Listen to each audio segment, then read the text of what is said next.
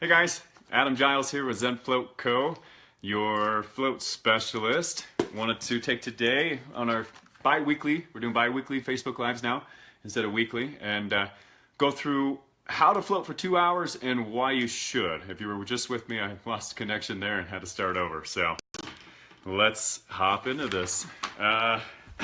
So again, why we should float for 2 hours. I mean, I talk to people all the time that go to facilities and they're floating half an hour, 45 minutes, an hour.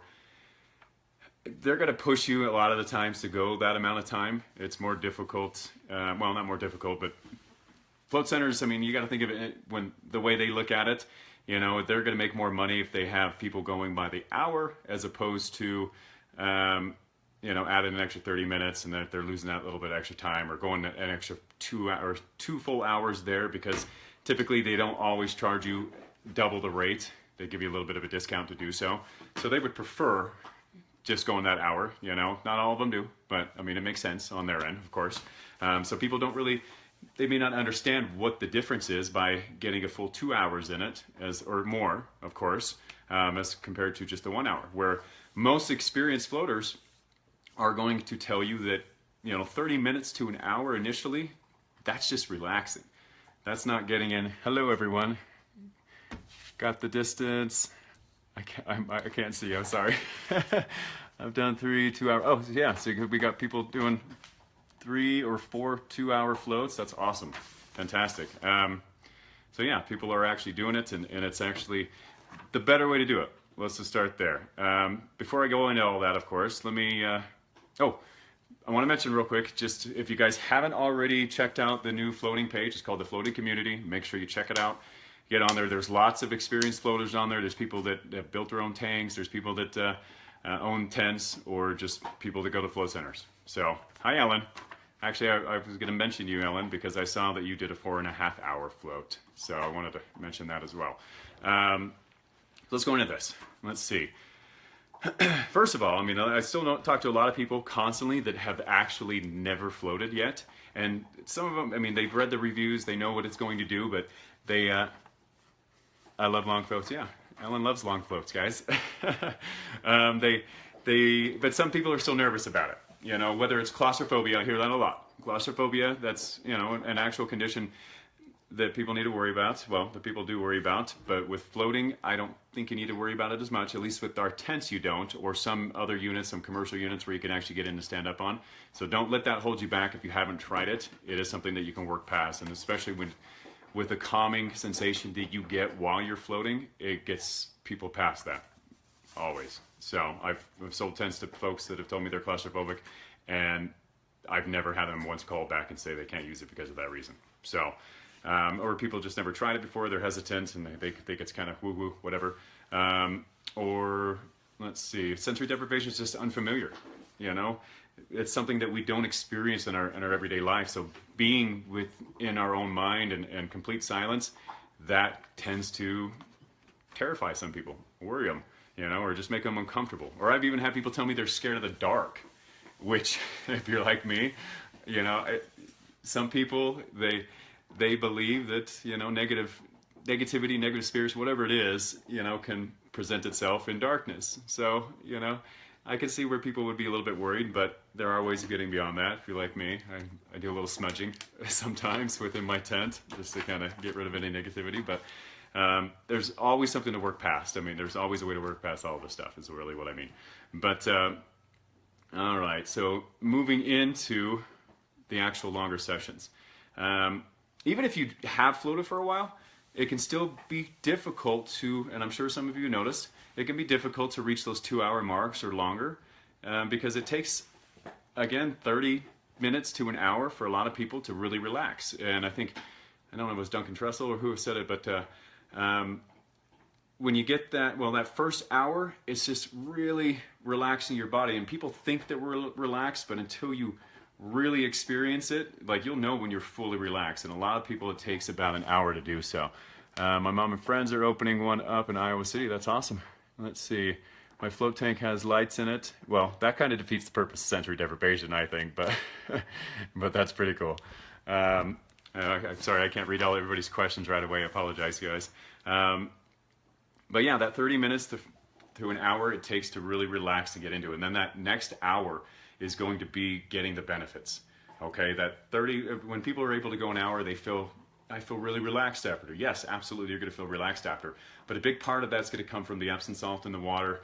It's going to be just working as a natural muscle relaxer, pain reliever, soothing you. So yes, and even to clearing in the mind, it does help. When you get to that meditative state though, for that next hour to 2 hour mark, that's what's going to bring the big benefits. That's where you're going to go much deeper into what floating will actually do for you. So let's go into this much deeper. Let's see. So floating longer helps you to, again, fully relax. It gets deeper into that meditative state. You move through higher levels of consciousness, and that's actually something that I strive for, is that higher level of consciousness. I mean, the longer I stay in there, you'll get to a point where you feel your mind really starting to, I don't know, it's like your mind on its own relaxes, and you kind of start slipping into a little rabbit hole. You're going down a tunnel almost. It feels like you're heading somewhere. Maybe you are astral projecting, whatever it is. I hit that, and the reason I try and go longer, more often, is because I want to be able to control that when I get there, because a lot of the times it just knocks me right out of it, and it kind of knocks me out of my meditative state when that happens. And so by doing it more often, you're able to start controlling these things and really get the most out of this. So let's see. Where was I? Oh, and then it's going to, again, improve your pain management. For a lot of people, that's what they do this for. So, rather than that hour where you're going to get that Epsom salt experience, once you get to that meditative state, you're actually going to start healing your mind, okay? Or not you're healing your mind, but your mind's going to start healing the pain, and really focusing on those areas, decreasing the inflammation, which is the cause of most diseases and conditions, health issues that people suffer with these days. So that's the point of going a little bit deeper there. How to float longer. All right. Number one, don't set a timer.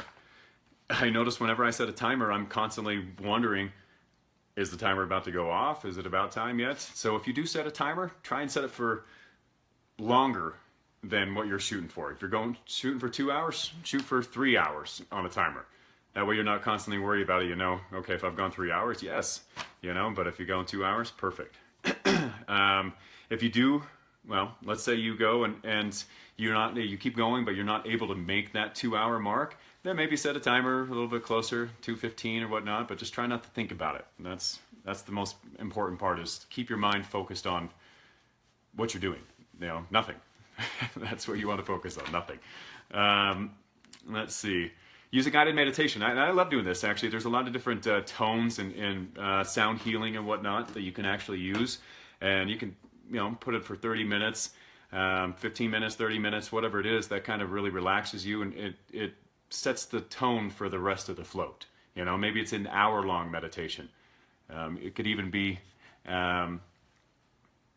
just music, or just rain, river, just things like that. It doesn't have to be music, just something like nature that you can listen to.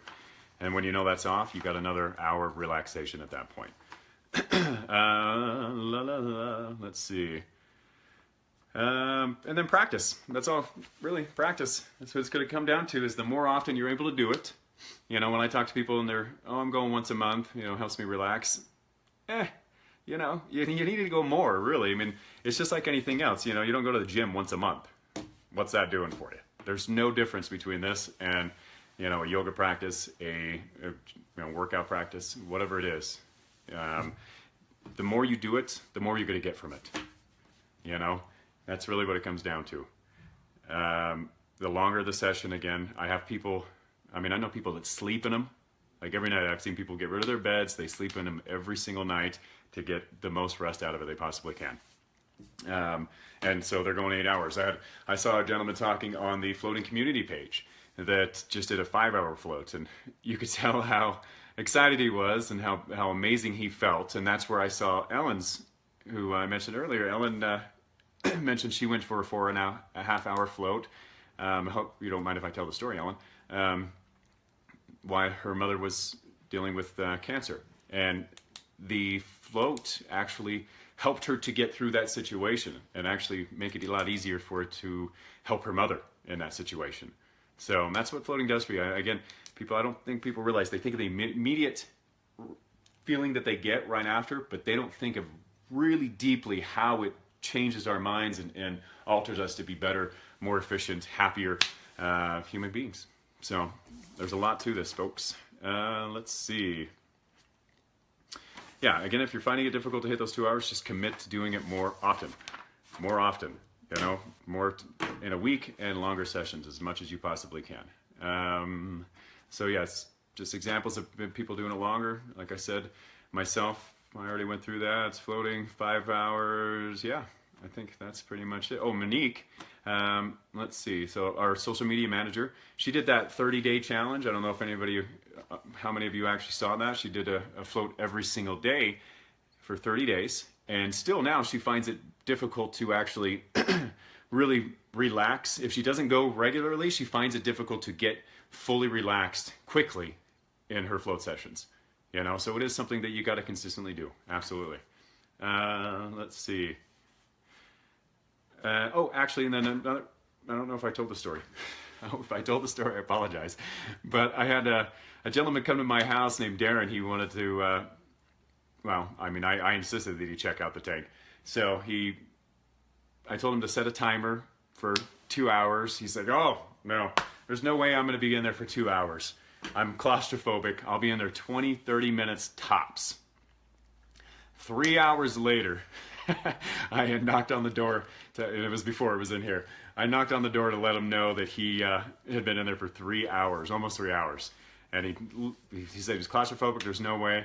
And that's the thing about the tents. If you do have claustrophobia, you can sit up in these. You can put your arms up. You can do lots of stuff. There's nothing to worry about. And you're in control. Remember that. If you have claustrophobia, you are in control of your environment. If you feel uncomfortable, all you got to do is put your hand up and open the door. You can hop right out. So no worries there. But yeah, Darren thought he was absolutely going to be in there for 30 minutes, and almost 3 hours later, he was out of there. And that was only because I woke him up. Well, I didn't wake him up. It's only because I, let him know that he'd been in there that long. And then he sat there. He just sat there staring at a daze, just I don't know if he was contemplating things in his mind, if he was confused that he was in there that long because it seemed so quick. But that's what happens when you really get into it. The longer you get into it, the more you're going to get from it, folks. So that's it. That's what I wanted to go through with you guys. I appreciate you taking the time and checking this out. I apologize for my nervousness. I always am. I hope this helps a lot of you, and make sure to again check out that Facebook page, the Floating Community, if you haven't already. There's a lot of great people on there.